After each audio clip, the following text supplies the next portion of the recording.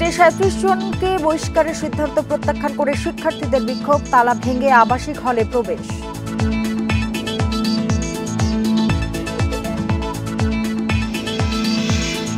হাসপাতাল চালুর দাবিতে সুনামগঞ্জ মেডিকেল শিক্ষার্থীদের বিক্ষোভ, ৬ দাবিতে রাজশাহী পলিটেকনিক শিক্ষার্থীদের রাস্তা অবরোধ।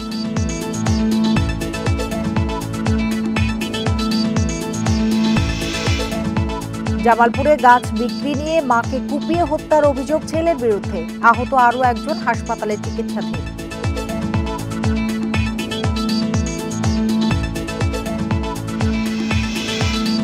৩ দিনের ব্যবধানে পেঁয়াজের দাম কেজিতে বেড়েছে ১০ থেকে ১৫ টাকা, নতুন পেঁয়াজ মজুত করায় সরবরাহ সংকট।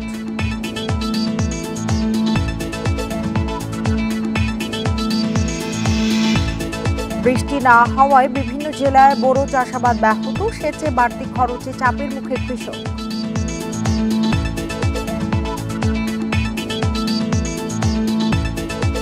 বান্ডেল থাকলে প্রতি সেনমানিতে টাকা বাঁচবে। বিকাশ সেনমানি বান্ডেল কিনে জিতুন প্রতি লেনদেনে। আমন্ত্রণ সমগ্র বাংলাদেশে, আপনাদের সঙ্গে আছে আমি সুমনা সিমি। এতক্ষণ জানাচ্ছিলাম শিরোনামগুলো, এবার জানাবো পুরো খবর। খুলনা প্রকৌশল ও প্রযুক্তি বিশ্ববিদ্যালয় কুয়েটে ৩৭ শিক্ষার্থী বহিষ্কার সিদ্ধান্ত প্রত্যাখ্যান করে বিক্ষোভ করেছে শিক্ষার্থীরা। সকালে বিক্ষোভের পর আবাসিক হলগুলোর তালা ভেঙে তারা প্রবেশ করে। ক্যাম্পাসে ছাত্র রাজনীতি বন্ধের দাবিতে চলা আন্দোলনে হামলা সংঘর্ষের ঘটনা ঘটে। গত 18 ফেব্রুয়ারি সেই ঘটনায় তদন্ত কমিটির প্রতিবেদনের পর সিন্ডিকেট সভায় ৩৭ শিক্ষার্থীকে সাময়িক বহিষ্কারের সিদ্ধান্ত হয়। পরে ৬ দফা দাবি থেকে সরে উপাচার্যের পদত্যাগের ১ দফা দাবি ঘোষণা করে তারা। এ সময় বিভিন্ন বিভাগের সামনে গিয়ে শিক্ষকদের তাদের সাথে একাত্মতা প্রকাশের আহ্বান জানায় শিক্ষার্থীরা। সংঘর্ষের সেই ঘটনায় অজ্ঞাত ৫-৬ জনের নামে মামলা করে কুয়েট প্রশাসন। পরে ২৫ ফেব্রুয়ারি থেকে অনির্দিষ্টকালের জন্য কুয়েটের সকল কার্যক্রম বন্ধ ঘোষণা করে হল ত্যাগের নির্দেশ দেয় সিন্ডিকেট। ৪ মে থেকে একাডেমিক কার্যক্রম শুরু ও ২রা মে হল খোলার সিদ্ধান্ত হলেও তা বর্জন করে শিক্ষার্থীরা।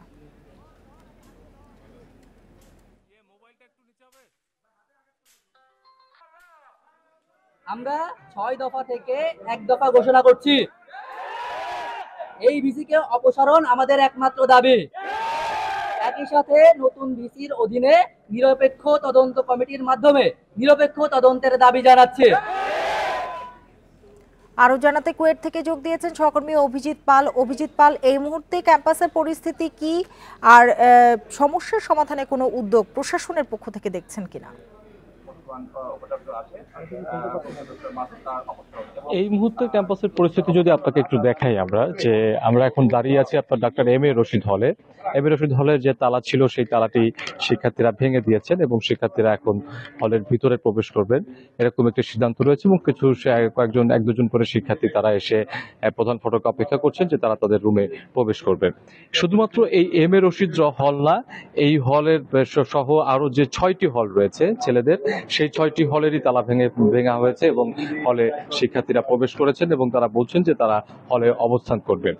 আর আপনি যেমনটি বলছিলেন সে সংবাদে যে বিশ্ববিদ্যালয় সিন্ডিকেটের যে সিদ্ধান্ত হয়েছে গতকালকে যে ৩৭ জন শিক্ষার্থীকে বহিষ্কার করা হয়েছে এবং ৪ মে থেকে যে একাডেমিক কার্যক্রম শুরুর যে সিদ্ধান্ত রয়েছে সেই সিদ্ধান্ত কিন্তু শিক্ষার্থীরা বর্জন করেছেন এবং তারা বলছেন যে আমরা ধারণা করেছিলাম যে সিন্ডিকেট সভায় যে সিদ্ধান্ত আসবে সেটি ছাত্রদের পক্ষে আসবে, কিন্তু যেহেতু ছাত্রদের বিপক্ষে গেছে এই জন্য তারা এখন ১ দফা দাবিতে গেছেন এবং সেই ১ দফা দাবি হচ্ছে কুয়েট উপাচার্যের পদত্যাগ করতে হবে এবং তারা নতুন উপাচার্যের নিয়োগ চেয়েছেন এবং নতুন উপাচার্যের আসার পরে এবং তার নিয়ন্ত্রণেই আসলে যাতে নতুন করে এই সংঘর্ষের ঘটনায় আবার তারা তদন্ত হয় সেই দাবি তারা জানিয়েছেন এবং এই দাবি বাস্তবায়ন না হওয়া পর্যন্ত তারা তাদের আন্দোলন চালিয়ে যাবেন। আমরা অবশ্যই এই বিষয়ে কুয়েট উপাচার্যের সঙ্গে কিছুক্ষণ আগে কথা বলেছি এবং তিনি আমাদেরকে জানিয়েছেন যে শিক্ষার্থীদের কোনো বিষয় তিনি জোর করেননি, তবে হলে তালা ভাঙার বিষয়টিকে তারা আসলে তিনি বেআইনি হিসেবে বলছেন এবং তিনি বলছেন যে এই বিষয়টি তিনি সিন্ডিকেটে জানাবেন এবং সিন্ডিকেটই আসলে পরবর্তীতে যে সিদ্ধান্ত সেই সিদ্ধান্তগুলো নেবে।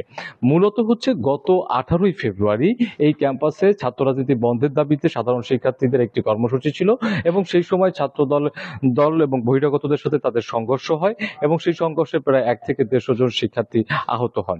এর কিন্তু পাল্টা অভিযোগও ছাত্র দলের পক্ষ থেকে করা হয়েছে। ছাত্র দলের পক্ষ থেকে বলা হয়েছিল যে বৈষম্য বিরোধী ছাত্র আন্দোলন এবং ছাত্র শিবির মূলত সাধারণ শিক্ষার্থীদের ব্যানারে তাদের যে সদস্য সংগ্রহ কার্যক্রম ছিল সেই সদস্য সংগ্রহ কার্যক্রমে বাধা দেওয়ার জন্যই তারা হামলা করেছে। এই দাবি কিন্তু ছাত্র দলের পক্ষ থেকে ছিল এবং এর পরপরই সাধারণ শিক্ষার্থীরা তারা 6 দফা দাবি নিয়ে তারা আন্দোলন করে আসছিল এবং তারা শিক্ষা কার্যক্রম বন্ধ ঘোষণা করেছিল এবং এরপরে সিন্ডিকেট সভাতে আমরা দেখেছি যে 6 দফা দাবিতে হচ্ছে যে তারা ছাত্র রাজনীতি বন্ধ ঘোষণা করে সাধারণ শিক্ষার্থীরা, বিশ্ববিদ্যালয় প্রশাসন, এবং 25 ফেব্রুয়ারি সিন্ডিকেট সভা শেষে তারা পুরোপুরি ক্যাম্পাস বন্ধ ঘোষণা করেন এবং শিক্ষার্থীদের হল ছেড়ে দেওয়ার নির্দেশ জানান এবং এর পরপরই শিক্ষার্থীরা হল ছেড়ে চলে যান এবং এরপর তারা 13ই এপ্রিল তারা হলে প্রবেশ করেন, ক্যাম্পাসে প্রবেশ করেন এবং হল খুলে দেওয়ার জন্য তারা আবেদন জানায়।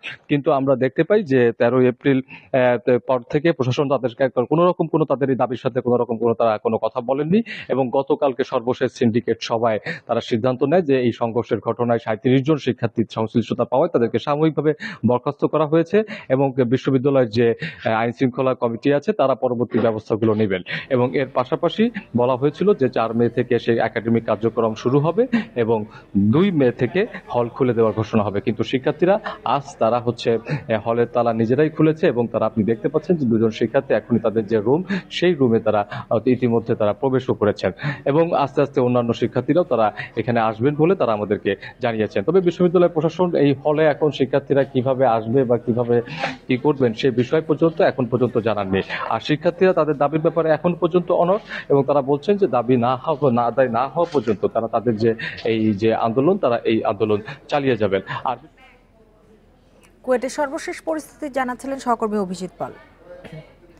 হাসপাতাল চালু না হওয়ায় শিক্ষা কার্যক্রম ব্যাহত হচ্ছে। সুনামগঞ্জ মেডিকেল কলেজের শিক্ষার্থীদের দ্রুত হাসপাতাল চালুর দাবিতে সকাল থেকে ক্লাস বর্জন করে বিক্ষোভের শিক্ষার্থীরা। সকাল 8টার দিকে মেডিকেল কলেজ প্রাঙ্গণে মানববন্ধন করেন বিক্ষুব্ধ শিক্ষার্থীরা।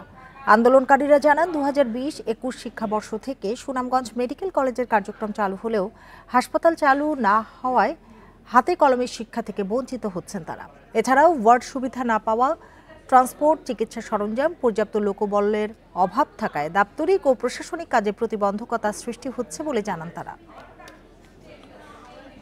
আমরা ভর্তি হওয়ার আগ থেকে জানি যে হাসপাতাল 2023 বা 22 সালের মধ্যে তৈরি হয়ে যাবে, কিন্তু এখন 2025 সাল চলতেছে, হাসপাতাল চালু হওয়ার কোনো খবর নাই। আমরা অনেকবার স্যারদের কাছে আবেদন করেছি বাসের জন্য, কিন্তু আমাদেরকে আজকে হবে, কালকে হবে, গভর্নমেন্টের উপর, গভর্নমেন্ট থেকে আসতেছে না, এভাবে করে অনেক বাহানা দিয়ে হচ্ছে আমাদেরকে বাসের ব্যবস্থা করে দেওয়া হচ্ছে না।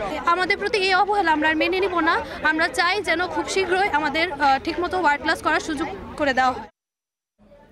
6 দফা দাবিতে সড়ক অবরোধ করে বিক্ষোভ করছে রাজশাহী পলিটেকনিক ইনস্টিটিউটের শিক্ষার্থীরা। দুপুর 12টা থেকে নগরীর রেলগেট এলাকায় এ কর্মসূচিতে যান চলাচল বন্ধ হয়ে যায়। 6 দফা দাবি পূরণ না হওয়া পর্যন্ত আন্দোলন চালিয়ে যাওয়ার ঘোষণা দিয়ে তারা বলেন, জুনিয়র ইন্সট্রাক্টর পদে ক্রাফট ইন্সট্রাক্টরদের অবৈধ পদোন্নতির রায় হাইকোর্টের মাধ্যমে বাতিল এবং ডিপ্লোমা ইন ইঞ্জিনিয়ারিং কোর্সে যে কোনো বয়সে ভর্তির সুযোগ বাতিল সহ 4 বছর মেয়াদী ডিপ্লোমা ইন ইঞ্জিনিয়ার ও মনোটেকনোলজি পাশ করা শিক্ষার্থীদের জন্য সংরক্ষিত পদে নিয়োগ দিতে হবে। এছাড়া 6 দফার সকল দাবি মানতে হবে। পরে সেনাবাহিনীর সদস্যরা তাদের সড়ক থেকে সরিয়ে দেওয়ার চেষ্টা করে। আমাদের জন্য তৈরি করা হয়েছে, সেটা ক্রাফট ইন্সট্রাক্টরদের 50% পদোন্নতি দিয়ে তাদেরকে আমাদের জুনিয়র ইন্সট্রাক্টর বানানো হচ্ছে। যারা বিতর্কিত ক্রাফট, এই ক্রাফট থেকে 50% প্রমোশনের মাধ্যমে জুনিয়র ইন্সট্রাক্টর হবে। যে এই রিটটা আছে, রিটটা খারিজ করতে হবে যত দ্রুত। চট্টগ্রাম বিশ্ববিদ্যালয়ের শিক্ষার্থীর উপর অটোরিকশা চালকদের হামলার ঘটনায় ব্যবস্থা নেওয়ার আশ্বাসে প্রধান ফটক খুলে দিয়েছে বিক্ষুব্ধরা। দুপুর 12টার দিকে ফটকের তালা খুলে দেওয়ার পর বিশ্ববিদ্যালয়ে প্রবেশ করে যানবাহন। এর আগে গত রাতে বিশ্ববিদ্যালয়ের রাজনীতি বিজ্ঞান বিভাগের শিক্ষার্থী সুলতানুল আরেফিন বিশ্ববিদ্যালয়ের অদূরে রেল ক্রসিং এলাকায় দাঁড়িয়ে থাকা অবস্থায় তার পায়ের উপর দিয়ে সিএনজি চালিত একটি অটোরিকশা চলে যায়। এর জের ধরে চালকের সাথে বাগবিতণ্ডার এক পর্যায়ে ওই শিক্ষার্থীকে মারধরের অভিযোগ ওঠে। এর প্রতিবাদে রাত থেকে মূল ফটকে তালা দেওয়া হয়। এর ফলে বিশ্ববিদ্যালয়ে প্রবেশ করতে পারেনি কোনো যানবাহন। পরে হামলার ঘটনায় জড়িতদের বিরুদ্ধে বিশ্ববিদ্যালয়ের পক্ষ থেকে মামলার আশ্বাসে অবরোধ তুলে নেয় শিক্ষার্থীরা।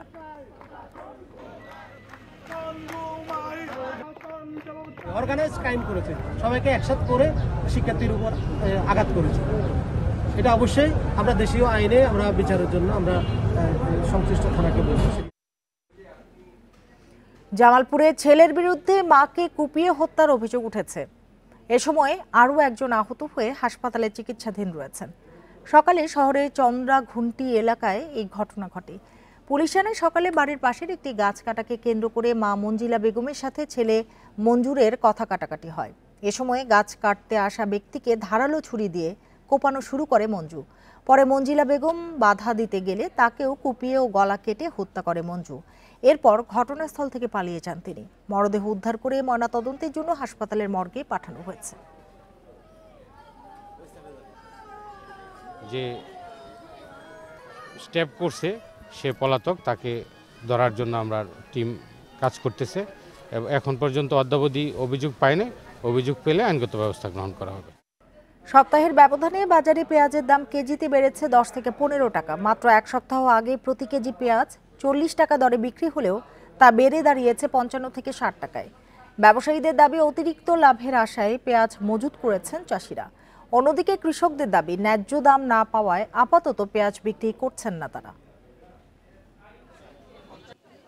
গত এক সপ্তাহ আগে কুষ্টিয়া শহরের সাদ্দাম হোসেন বাজারে খুচরা পর্যায়ে পেঁয়াজ বিক্রি হয়েছে 35 টাকা। তবে এক সপ্তাহ পর সেই পেঁয়াজ কেজিতে বিক্রি হচ্ছে 45 থেকে 50 টাকা পর্যন্ত। চাষিরা রাখি দিচ্ছে দাম বৃদ্ধি হওয়ার জন্য, আর আছে যারা স্টক করছে লোকজন কিনে। কৃষি সম্প্রসারণ অধিদপ্তরের দেয়া তথ্য মতে আবহাওয়া অনুকূলে থাকায় এবার লক্ষ্যমাত্রার চেয়ে 39 হেক্টর বেশি আবাদ হয়েছে। তবে চাষিদের দাবি বাজারে পেঁয়াজের দাম প্রতি মন 1000 থেকে 1200 টাকা। এই টাকা দিয়ে তাদের খরচ মিটে না, তাই আপাতত ঘরে পেঁয়াজ রেখে দিয়েছেন তারা। কেজি 10-15 টাকা পাইকারি বাইরে 4-5 দিনে বাদাই পাটি কিনছে, আর এখন ইন্ডিয়ান পেঁয়াজ বর্ডার বন্ধ, ওই জন্য দাম বেশি। সপ্তাহে পেঁয়াজ বিক্রি হচ্ছিল আপনার 1100-1200 টাকা এবং 1000 টাকা বিক্রি হচ্ছে। এই জন্য চাষিদের উৎপাদন ক্ষমতা ব্যয় হচ্ছিল। এই জন্য হচ্ছে চাষিরা পেঁয়াজ বেঁচে পেঁয়াজ চাষিরা স্টক করে রাখছে। পাবনার পাইকারি ও খুচরা বাজারগুলোতে পেঁয়াজের দাম বাড়তে শুরু করেছে। 3 দিনে কেজিতে দাম বেড়েছে 15 টাকা। প্রতি কেজি পেঁয়াজ বিক্রি হচ্ছে 55 থেকে 60 টাকা কেজি দরে। ব্যবসায়ীদের দাবি অতিরিক্ত লাভের আশায় চাষিরা পেঁয়াজ মজুত করায় বাড়তি দামে বিক্রি করছেন তারা। 3 দিন আগে খুচরা বেচছি 40 টাকা কেজি, আজকে বিক্রি করা লাগবে ভালোটা 60 টাকা কেজি। বিক্রি করতে 60 টাকা, আর হলে পাইকারি 55 টাকা কেজি দিচ্ছি, 2000 টাকা করে আমরা কিনছি। গত সপ্তাহে রাজবাড়ীতেও পেঁয়াজ কেজিতে বিক্রি হয়েছিল 35 টাকা। তবে এক সপ্তাহের ব্যবধানে খুচরা পর্যায়ে বিক্রি হচ্ছে 48 থেকে 50 টাকা।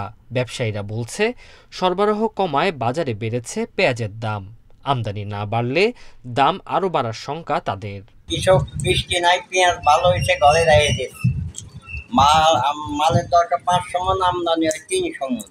একই চিত্র ফরিদপুরেও। 4 দিনের ব্যবধানে ফরিদপুরের বাজারে পেঁয়াজের দাম কেজিতে বেড়েছে 10 টাকা। Tanzil Hasnat, independent news. কক্সবাজারের মহেশখালীতে কথা কাটাকাটির জেরে এক বিএনপি কর্মীকে পিটিয়ে ও ছুরিকাঘাত করে হত্যার ঘটনা ঘটেছে। এ ঘটনায় একজনকে আটক করে পুলিশে দিয়েছেন স্থানীয়রা। নিহত রশিদ আহমেদ কালারমার ছড়া ইউনিয়ন বিএনপির সদস্য ও 1 নম্বর ওয়ার্ড বিএনপির সহ সভাপতি। প্রত্যক্ষদর্শীরা জানান রাজনীতি নিয়ে তর্কের এক পর্যায়ে রশিদকে মেরে পালিয়ে যায় ইউনিয়ন ছাত্রলীগ নেতা অমিত ইকবাল ও তার ভাই কামরুল। পরে স্থানীয়রা উদ্ধার করে হাসপাতালে নিলে চিকিৎসক মৃত ঘোষণা করেন তাকে। রশিদের মৃত্যুর খবর ছড়িয়ে পড়লে বিক্ষুব্ধ জনতা অমিতের বাড়ি ঘেরাও করে। সেখান থেকে কামরুলকে ধরে মহেশখালী থানা পুলিশে দেন তারা।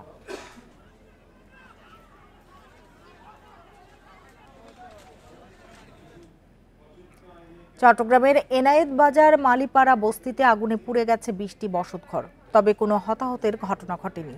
ভোর 5:30টার দিকে এই ঘটনা ঘটে।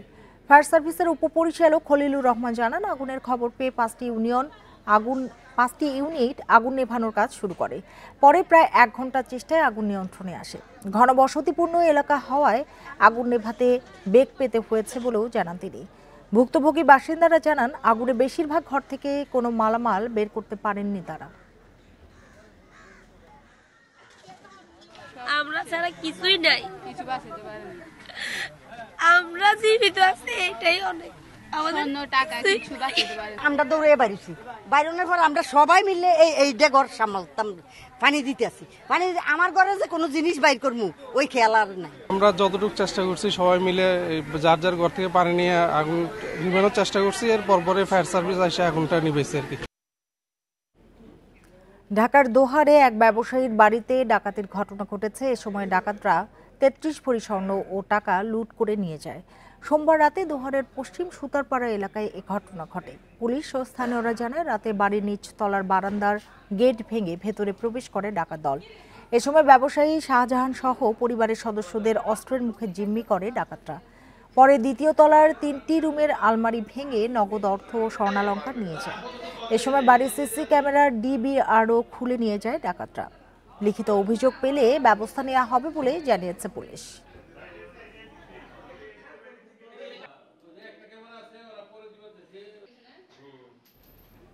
কুষ্টিয়া সদরে পণ্যবাহী ট্রাক চাপায় মোহাম্মদ আলী নামে মসজিদের এক ইমাম নিহত হয়েছেন। ভোরে কুষ্টিয়া চুয়াডাঙ্গা আঞ্চলিক সড়কের নওদাপাড়া এলাকায় এই দুর্ঘটনা ঘটে।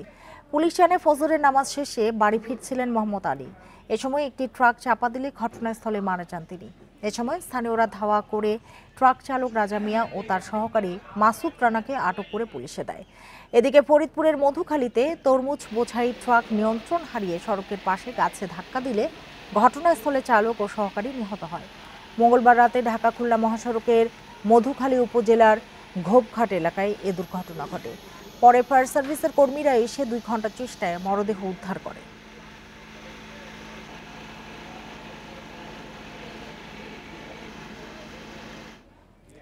বিরূপ আবহাওয়ার কারণে দেশের বিভিন্ন জেলায় বোরো আবাদ ব্যাহত হচ্ছে। এতে ফসল বিভিন্ন রোগবালাইয়ে আক্রান্ত হচ্ছে।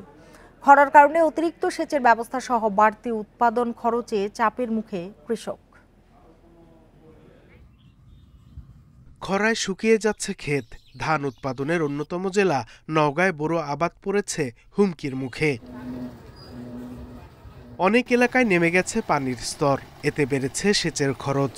বাড়তি খরচ দিয়ে ধান উৎপাদন করে কতটুকু লাভ হবে তা নিয়ে দুশ্চিন্তায় কৃষক।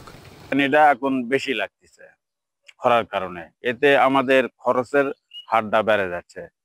বিগত দিনে আমরা 1500 টাকা বিঘা সিঁচেছিলাম, হয়তো এবার 2000 টাকা বিঘা লাগাইতে পারে। ফরিদপুরেও বোরো উৎপাদন ক্ষতিগ্রস্ত খরার মুখে। তাপপ্রবাহের কারণে হলুদ রং ধারণ করেছে ধানের গাছ। বেড়েছে চিটা হওয়ার আশঙ্কা। ধানের নিয়মিত পানি দেওয়া লাগতেছে, ঘন ঘন পানি দেওয়া লাগতেছে। পানি নিয়ম মতো না দিলে পরে ধানের ছিটে পড়ে যাবে বেশি বেশি। ওষুধ যখন দেবো, প্রতিদিন পানি যখন দেবো, খরচ তো বাড়তি হবে, তাই আমরা তো লসে পড়ে যাচ্ছি। মেহেরপুরে তাপমাত্রা থেকে ধান রক্ষা করতে একদিন পর পর সেচ দিচ্ছেন কৃষকরা। এতে উৎপাদন খরচ বেড়েছে তাদের। তাপমাত্রার কারণে ধান নষ্ট হওয়ারও আশঙ্কা দেখছেন তারা। লিয়ারে পানি পাইছে না, এই পানি এখন পানি উঠতে দেরি হয়েছে। ধান সময়তে পানি পাইছে, সময়তে পাইছে না। সুন্দর রোদের কারণে মাটি শুকিয়ে যাচ্ছে, আমাদের একদিন পর পর সেচ দেওয়া লাগছে। আমাদের যদি তাপমাত্রা যদি 2-1 ডিগ্রি বৃদ্ধি পায়, সেক্ষেত্রে আমরা চাষিদেরকে মাঠে পানি ধরে রাখার পরামর্শ দিচ্ছি এবং এই ব্যাপারে আমরা উপজেলা কৃষি অফিসারদের নির্দেশনা দিয়েছি, তারা যেন মাঠে প্রচারণা চালায় এবং কৃষককে এই ব্যাপারে পরামর্শ দেয়। লক্ষ্মীপুরে জমিতে সেচ দিয়েও কুলিয়ে উঠতে পারছেন না কৃষক। ধানে দেখা দিয়েছে বিভিন্ন রোগবালাই। Sadequr Rahman Siddiqui, Independent News. এ বিষয়ে আরো জানাতে এবার লক্ষ্মীপুর থেকে যোগ দিয়েছেন সহকর্মী আব্বাস হোসেন। আব্বাস হোসেন, বিরূপ আবহাওয়া কি ধরনের প্রভাব পড়েছে ফসলে, আর উত্তরণে কৃষি বিভাগ কি পরামর্শ দিচ্ছে? আসলে গত 1 মাস ধরে লক্ষ্মীপুর আমরা দেখেছি প্রচন্ড যে গরম সেটি বয়ে যাচ্ছে। এই গরমের কারণে কিন্তু যে অনেক যে বড়র যে আবাদ রয়েছে, অর্থাৎ সেখানে কিন্তু সেচ দিতে পারছে না। অর্থাৎ যতক্ষণ পানি দেওয়া হচ্ছে, পানি কিন্তু শুকিয়ে যাচ্ছে। এর পাশাপাশি অনেক এলাকায় আমরা দেখেছি ভূগর্ভস্থ যে পানির স্তর সেটি নেমে যাওয়ার কারণে কিন্তু অনেক সমস্যা হচ্ছে, এমনটি কৃষকরা আমাদেরকে জানিয়েছেন। তো তারা যেটি জানিয়েছেন, একদিকে সেচ খরচ দ্বিগুণ বাড়ছে, অন্যদিকে যে বিভিন্ন ধরনের কীটনাশকের দাম সেটিও বাড়ছে। অর্থাৎ এই দুই দিকে যে খরচ বাড়ার কারণে তারা যে উৎপাদন ব্যয় সেটি কিন্তু বাড়বে, এমনটি তারা বলছেন। প্রতি মন ধানে তাদের খরচ হচ্ছে এখন 1500 থেকে 1600 টাকা পর্যন্ত, যদিও বাজারে এর চেয়ে অনেক কম, এমনটি তারা জানিয়েছেন। তো এর পাশাপাশি আমরা দেখেছি যে এখানে অনেক ধান কিন্তু ইতিমধ্যে যারা আগাম যে ধান রোপণ করেছেন তারা ধান কাটতে শুরু করেছে, সেখানে কিন্তু ফলন অনেক ভালো হয়েছে। আর যারা একটু দেরিতে আবাদ করেছেন তাদের ফলন আসতে আরো কিছুদিন সময় লাগবে, এমনটি কৃষকরা জানিয়েছেন। তবে আমরা এই বিষয়ে কিন্তু এখানে কৃষি সম্প্রসারণ অধিদপ্তর যারা রয়েছেন তাদের সাথে আমি কথা বলেছি, মাঠ পর্যায়ে যারা কাজ করেন তাদের সাথেও কথা বলেছি।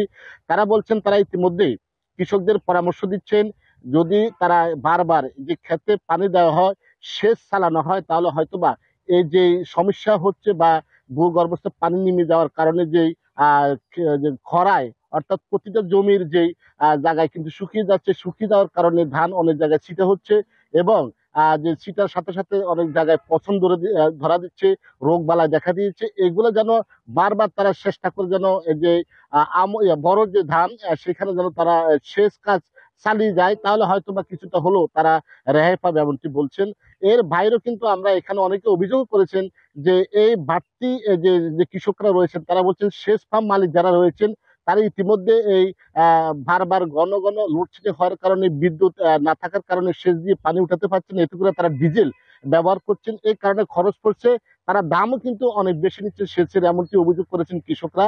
তারা বলছেন যে প্রতি একর জমিতে গত বছর যে হারে তারা সেচের টাকা দিয়েছেন পাম্প মালিকদের, সেটি কিন্তু এবার তারা আরো কয়েক গুণ বাড়িয়েছেন। অর্থাৎ এই বাড়ার কারণে উৎপাদন বাড়ছে, আর ধানের যে উৎপাদন সেটি কিন্তু সংখ্যা দিয়েছে যে উৎপাদন হবে কিনা। তবে এই বছর লক্ষ্মীপুরে 37,500 হেক্টর জমিতে বড় আবাদ হয়েছে, এটি এখন অনেক জায়গায় কাটা শুরু হয়েছে এবং আবার অনেক জায়গায় কিন্তু কিছুদিনের মধ্যে কাটবে। তবে এই প্রচন্ড গরমের কারণে অনেক জায়গায় কিন্তু নানা ধরনের সমস্যা দেখা দিয়েছে, সেটার জন্য রেহাই পাওয়ার জন্য কৃষকরা দুশ্চিন্তায় পড়েছেন।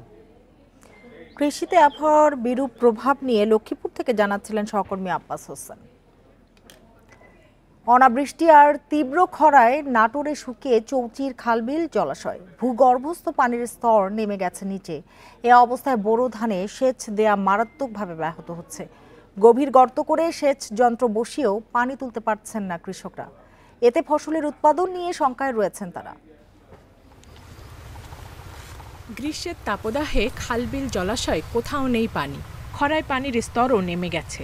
এতে গভীর নলকূপে পানি না আসায় খেতে সেচ দিতে পারছেন না নাটোরের কৃষকরা। এ অবস্থায় ধান, ভুট্টা, সবজি সহ বেশিরভাগ ফসল নষ্ট হওয়ার উপক্রম হয়েছে।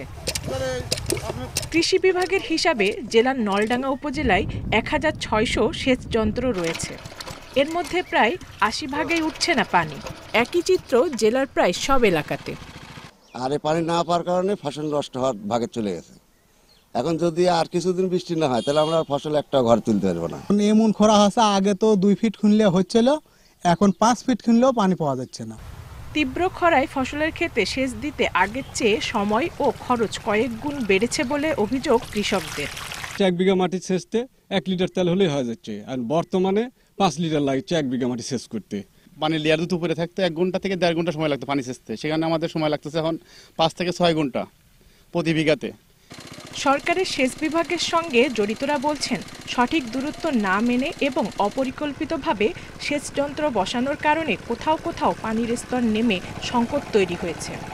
ভূগর্ভস্থ পানির উপরে চাপ কমানোর জন্য বিডিসি নাটোর সেচ বিভাগ পানাশী প্রকল্পের আওতায় নদীতে প্রায় 249টি গভীর এলএলপি পাম্প, বিদ্যুৎ চালিত এবং সৌরশক্তি চালিত পাম্প বসিয়ে কৃষককে সেচ প্রদান করছে।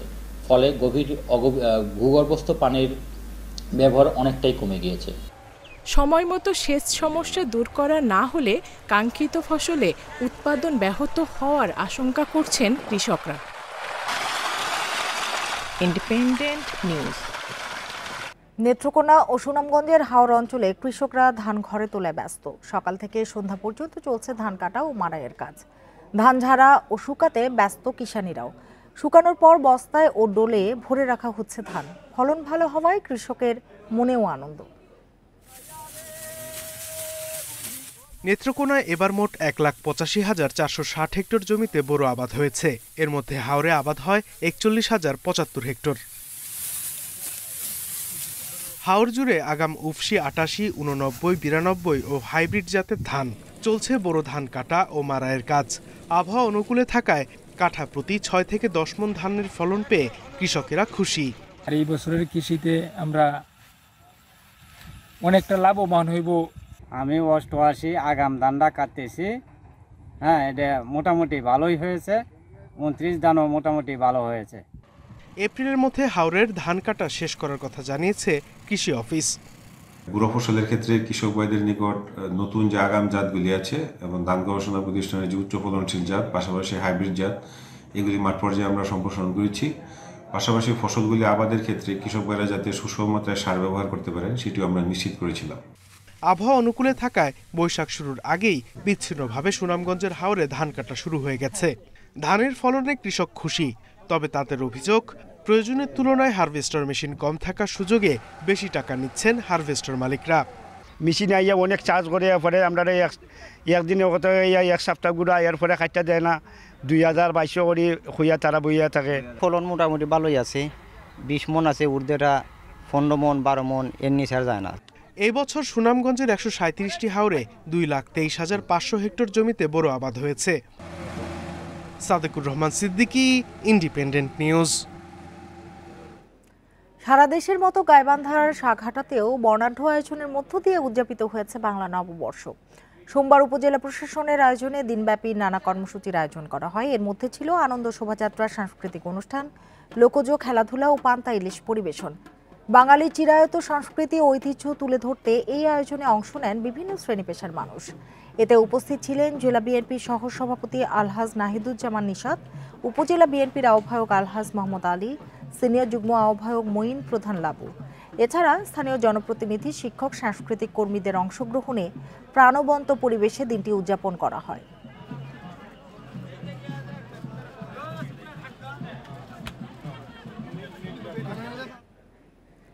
সাভারে বিশেষ অভিযানে ছিনতাই ও মাদক ব্যবসায় জড়িতের অভিযোগে 8 জনকে গ্রেপ্তার করেছে পুলিশ। সে সময় আটকদের কাছ থেকে জব্দ করা হয়েছে দেশীয় অস্ত্রসহ বিপুল পরিমাণ মাদক দ্রব্য। দুপুরে সাভার মডেল থানায় সংবাদ সম্মেলনে জানানো হয়, সকাল পর্যন্ত গত 24 ঘন্টায় বিশেষ অভিযান পরিচালনা করে 2টি সুইচ গিয়ার সহ 3 ছিনতাইকারীকে আটক করা হয়েছে। এছাড়া ঢাকা আরিচা মহাসড়কে চেকপোস্ট বসিয়ে 4000 ইয়াবা সহ আটক করা হয়েছে এক মাদক কারবারিকে। আলাদা আরও 2টি অভিযানে আমিনবাজার এলাকা থেকে 2.5 কেজি গাঁজা সহ 4 জনকে আটক করা হয়েছে। গত 24 ঘন্টায় আমাদের যে সাফল্য রয়েছে, আগামীতে এরকম যারা অপরাধ করার ধৃষ্টতা দেখাবে তাদেরকে অবশ্যই আমরা আইনের আওতায় নিয়ে আসবো। নোয়াখালী সদরে চালককে হত্যা করে অটোরিকশা ছিনতাইয়ে জড়িত মনিরুল ইসলাম মামুনকে গ্রেপ্তার করেছে পুলিশ। ভোরে মাইজদির পেট্রোল পাম্পের পাশ থেকে তাকে গ্রেপ্তার করা হয়। অপরাধ স্বীকার করে আদালতে জবানবন্দি দিতে রাজি হয়েছে বলে জানান সুধারাম থানার ওসি কামরুল ইসলাম। তিনি বলেন, দুপুরে আসামি মামুনকে নোয়াখালী চিফ জুডিশিয়াল ম্যাজিস্ট্রেট আদালতে হাজির করা হয়েছে। এর আগে গত বৃহস্পতিবার দুপুরে উপজেলার ডাক্তারবাজার স্লুইস গেট খাল সংলগ্ন একটি কবরস্থানের পাশ থেকে অটোরিকশা চালক বাবর হোসেনের মরদেহ উদ্ধার করা হয়। হত্যাকারীর বিচার দাবিতে জেলা প্রশাসকের কার্যালয়ের সামনে মানববন্ধন করে স্বজন ও এলাকাবাসী।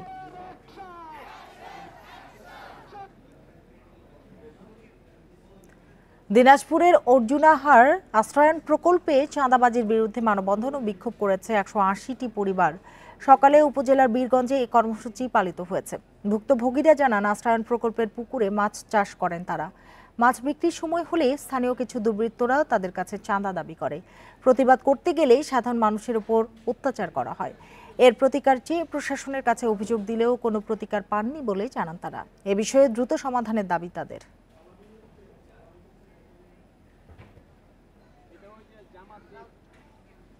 সংস্কারের অভাবে বেহাল দশা লক্ষ্মীপুরের ঢাকা চট্টগ্রাম মহাসড়কের। 40 কিলোমিটার এ সড়কে ঢালাইয়ের পরিবর্তে দেয়া হয়েছে ইটের সলিং। এতে ঢাকা চট্টগ্রাম সহ দেশের দক্ষিণাঞ্চলের 21 জেলার চলাচলে ভোগান্তিতে পড়েছেন যাত্রীরা। প্রায় ঘটছে ছোট বড় দুর্ঘটনা। সড়ক বিভাগ বলছে, মহাসড়কটি 4 লেনে উন্নীত করার জন্য 1500 কোটি টাকার প্রকল্প অনুমোদন দেওয়া হয়েছে। লক্ষ্মীপুর ঢাকা চট্টগ্রাম মহাসড়ক এটি। প্রতিদিন ঢাকা চট্টগ্রাম সহ দেশের দক্ষিণাঞ্চলের 21 জেলার প্রায় কয়েক হাজার যানবাহন চলাচল করে এই সড়ক দিয়ে। কিন্তু সড়কের 40 কিলোমিটার যেন এখন গলার কাটা। সবশেষ ৮ বছর আগে মহাসড়কটিতে করা হয় কার্পেটিংয়ের কাজ। পরে সড়কটি ক্ষতিগ্রস্ত হলে দেয়া হয় ইটের সলিং। গাড়ির চাকায় যা পরিণত হয়েছে ধুলাবালিতে, ছড়িয়ে পড়েছে পুরো সড়কে। যে রোডের যে রাস্তার মধ্যে এখন যে বেহাল দশা, ধুমা উঠি নিম্নমানের ইট ব্যবহার করছে, ধুমা সব অন্ধকারাচ্ছন্ন হয়ে যায়। যদি রাষ্ট্রের টাকা না থাকে তাহলে জনগণ থেকে চাঁদা তুলে হলেও এই রাস্তাটা সংস্কার করা উচিত এবং ইটের সোলিং উঠে প্রয়োজনে মাটি বালাই দেয়। যানবাহন চালকরা বলছেন ৪০ কিলোমিটার পথ যেতে সময় লাগছে ৪ ঘন্টা। এছাড়া প্রায় গাড়ির ইঞ্জিন বিকল ও যন্ত্রাংশ নষ্ট হয়ে ভোগান্তিতে পড়তে হয় তাদের। রাস্তাগুলো এত খারাপ হয়েছে যে গাড়ি নিয়ে আসতে যাইতে চাকার বেয়ারিং ভাঙে, এক্সেল ভাঙে, এই রাস্তা চলাটাই খুব মুশকিল। মহাসড়কটি ইটের সোলিংয়ের মাধ্যমে আপৎকালীন মেরামতের কথা বলছে সড়ক বিভাগ। এছাড়া মহাসড়কটি ৪ লেনে উন্নীত হলে দুর্ভোগ কমে আসবে। এই রাস্তাটা আমরা বিভিন্ন সময় পানি দিয়ে রাখতেছি, কিন্তু যা পর্যাপ্ত না। 4 লেন প্রকল্পের যে ইভ্যালুয়েশনটা আমরা দ্রুত সম্পন্ন করার চেষ্টা করতেছি। এখন বর্তমানে যাচাই বাছাই পর্যায়ে চলছে। গত ৬ মাসে এই সড়কটিতে ঘটেছে 18টি দুর্ঘটনা, মারা গেছেন 25 জন। Independent news. দেশে প্রথমবারের মতো রাজশাহীতে ঘড়িয়াল প্রজনন কেন্দ্র চালু করা হয়েছে। সকালে নগরীর শহীদ জিয়া শিশু পার্ক সংলগ্ন কেন্দ্রটির উদ্বোধন করেন প্রধান বন সংরক্ষক আমির হোসেন চৌধুরী। এ সময় গাজীপুর সাফারি পার্ক হতে আনা একটি পুরুষ ও একটি নারী ঘড়িয়াল প্রজনন কেন্দ্রে অবমুক্ত করা হয়। রাজশাহী বিভাগীয় বন্যপ্রাণী সংরক্ষণ কর্মকর্তারা জানান, ঘড়িয়াল বর্তমানে মহাবিপদাপন্ন প্রাণী। একসময় পদ্মা, মেঘনা, যমুনা ও ব্রহ্মপুত্র নদীতে দেখা যেত। তবে নদী দূষণ, নাব্যতা হ্রাস, অবৈধ শিকারের কারণে প্রজননে ব্যাঘাত ঘটায় ঘড়িয়াল এখন বিলুপ্তির পথে। তবে প্রজননের মাধ্যমে আবারও ঘড়িয়ালের বংশবৃদ্ধির চেষ্টা চলছে। পলিউশন ফ্রি একটি ওয়াটার বডি থাকা দরকার, সেখানে একটি বীজ মতো থাকা দরকার এবং সেখান থেকেও যাতে ডিম কালেকশন করে আমরা ইনকিউবেটরে ফোটাইতে পারি সেই ব্যবস্থাটিও থাকা দরকার। তাই সেইটি আগে কিন্তু আমরা যখন 2015-16 সালে যখন চেষ্টা করেছিল তখন কিন্তু সেইটি ছিল না, বাট আজকে আমরা রাজশাহীর পবায় আমাদের এই যে পুকুরটাতে আমরা এটা তৈরি করেছি। শরীয়তপুরের ভেদরগঞ্জে রোমান হত্যা মামলার সঠিক তদন্ত এবং আসামিদের বিচার দাবিতে বিক্ষোভ মিছিল ও মানববন্ধন করেছে ভুক্তভোগীর পরিবার ও স্থানীয়রা। সকালে জেলা প্রশাসক কার্যালয়ের সামনে ঘণ্টাব্যাপী এই কর্মসূচিতে বক্তারা অভিযোগ করে, রোমান হত্যার ঘটনায় ভেদরগঞ্জ থানায় করা মামলায় ওভাররাইটিং করা হয়েছে। এছাড়া তদন্ত কর্মকর্তাদের অবহেলায় সহজে গ্রেপ্তারকৃত আসামিরা জামিন পাচ্ছে বলেও অভিযোগ তাদের। তবে থানা পুলিশ এসব দাবি অস্বীকার করেছে। গত 30 মার্চ উপজেলার গৈড্ডা এলাকায় কথা কাটাকাটির জেরে রোমানকে এলোপাতাড়ি পেটালে তার মৃত্যু হয়।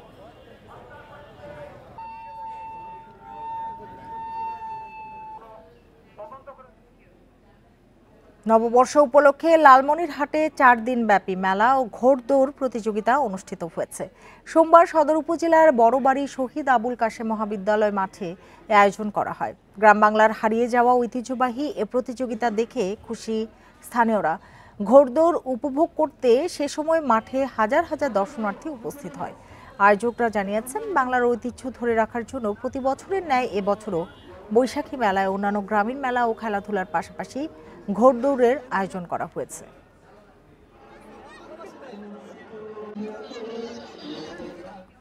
পিরোজপুরে নববর্ষ উপলক্ষে জেলা বিএনপির আয়োজনে সাঁতার প্রতিযোগিতা অনুষ্ঠিত হয়েছে। দুপুরে বলেশ্বর নদীর পশ্চিম প্রান্ত থেকে শুরু হয়ে পুরাতন খেয়াঘাট গিয়ে তা শেষ হয়।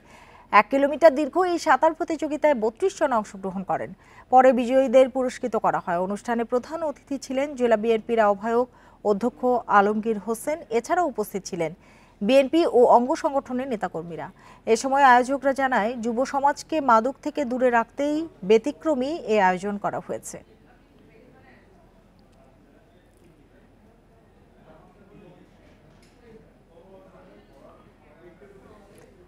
বৈশাখের দ্বিতীয় দিনে গোপালগঞ্জে বৃষ্টি হয়েছে। এতে বেশ কয়েকদিনের গরম থেকে স্বস্তি মিলেছে। সকাল 11টা থেকে দুপুর 12:30 পর্যন্ত থেমে থেমে বৃষ্টি হয়। এতে জনজীবনে নিয়ে এসেছে কিছুটা স্বস্তি। আবহাওয়া অফিসের ভারপ্রাপ্ত কর্মকর্তা আবু সুফিয়ান জানান, বেলা 12টা পর্যন্ত 7.4 মিলিমিটার বৃষ্টিপাত রেকর্ড করা হয়েছে। আগামী 20 এপ্রিল পর্যন্ত বিক্ষিপ্তভাবে বৃষ্টিপাত হবে। এদিকে কয়েকদিনের প্রচণ্ড গরম ও তীব্র দাবদাহের পরে উপকূলীয় বিভিন্ন স্থানে বৃষ্টি হয়েছে। কলাপাড়ার বিভিন্ন স্থানে ঘণ্টাব্যাপী মুষলধারে বৃষ্টি হয়। হঠাৎ বৃষ্টিতে স্বস্তি নেমেছে জনজীবনে।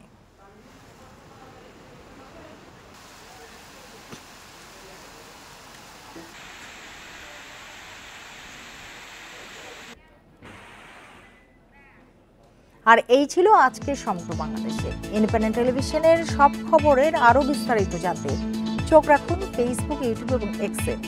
ধন্যবাদ সবাইকে এতক্ষণ সাথে থাকার জন্য।